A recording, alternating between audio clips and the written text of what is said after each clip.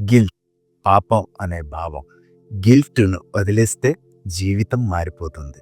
ఓషో అంటారు, గిల్ట్ తగ్గితే సంతోషం పెరుగుతుంది.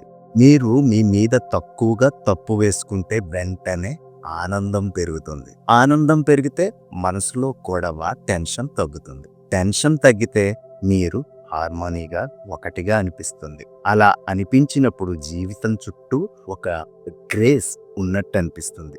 అన్ని చైన్ రియాక్షన్స్ లాంటి సంగతి ఒకటి ఇంకొకటిని ప్రారంభిస్తుంది. గిల్ట్ ఎందుకు అంత లోతుగా ఉంటుంది?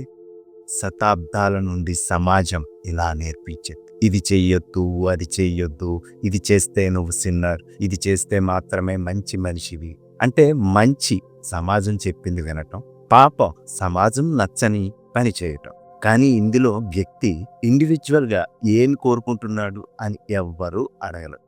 సమాజం చేసిన పెద్ద మోసం, వాళ్ళు మీలో ఒక కాన్షియస్ అనే లోపల పోలీస్ని పెట్టారు.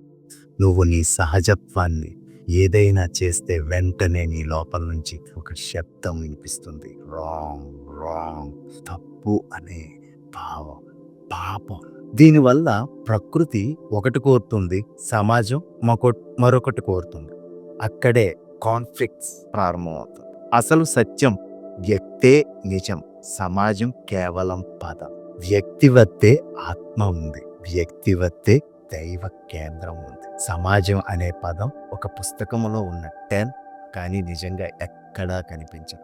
మీరు వెళ్ళే ప్రతి చోట వ్యక్తులే కనిపిస్తారు, సమాజం కాదు. మహానుభావుడు ఏం చేశారు? బుద్ధుడు, యేసు, కృష్ణుడు లాంటి వారు గిల్ట్‌ను వదిలేశారు. సమాజపు నియమాలను పక్కనుంచేశారు, ప్రకృతి ప్రకారం ఉన్నారు. దేవుని జీవన సహజత్వాన్ని ఎంచుకున్నారు. ప్రకృతి దేవుడు, సమాజం మనుషులు సృష్టి.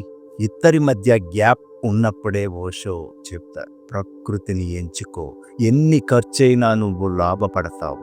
సమాజాన్ని ఎంచుకుంటే నీ ఆత్మ నష్టపోతుంది. చిన్న గేమ్ గెలుస్తావు, కానీ చివరికి పూర్తిగా ఓడిపోతావు. మళ్ళీ గిల్ట్ పడొద్దు, అది ఇంకా మీ అవచేతనంలో అన్కాన్షియస్గా ఉంటుంది. దానిని కూడా నెమ్మదిగా వదిలించుకో. నీ సహజత్వానికి నమ్మకం పెట్టుకో. నీ హృదయం చెబుతున్న దానినే పాటించు. నీవు తప్పు కాదు, గిల్ట్ అనే భావనే తప్పు. నీకు